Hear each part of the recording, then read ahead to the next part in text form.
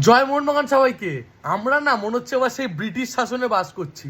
আমাদের মোহনবাগান ম্যানেজমেন্টের বিরুদ্ধে, সুপার জায়ান্ট ম্যানেজমেন্টের বিরুদ্ধে কেউ কোনো কথা বললেই তাকে সাসপেন্ড করে দেওয়া হচ্ছে, তাকে বিভিন্ন রকমভাবে বিভিন্ন কথা বলা হচ্ছে। প্রচুর মোহনবাগানের যারা একটা ভালো ভালো জায়গায় বসে আছে তাদেরকে বিভিন্নভাবে হ্যারাসমেন্ট করা হচ্ছে। কি তুগলকি কারবার চালাতে চাইছেন কি আপনারা? আমরা কি পরাধীন দেশে আছি নাকি, যে মানুষের নিজের বলার অধিকার নেই? কি ভেবেছেনটা কি? ভেবেছেনটা কি? এইভাবে মানুষের কণ্ঠরোধ করতে পারবেন না।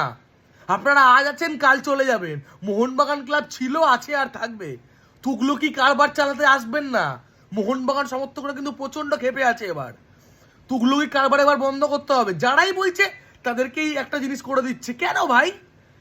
কেন? মোহনবাগান সমর্থকরা বলবেই ইরান না গিয়ে আপনারা কোনো ভালো কাজ করেননি, ঠিক আছে? ইরান না গিয়ে ভালো কাজ করেননি, সমর্থকরা বলবেই মোহনবাগান ক্লাবের সমর্থকরাই শেষ কথা, সমর্থকরাই মাই লর্ড এখানে, ঠিক আছে? সমর্থকদের ওপরে যাওয়ার চেষ্টা করবেন না, মাটিতে মিশে যাবেন, যত বড়ই হুনি হন না কেন। বেশি বড় হতে যাবেন না। দুই একটা ম্যানেজমেন্টের চামচা চেলা আছে, তারা নিজেকে বহুত বড় হোতা ভেবে ফেলেছে।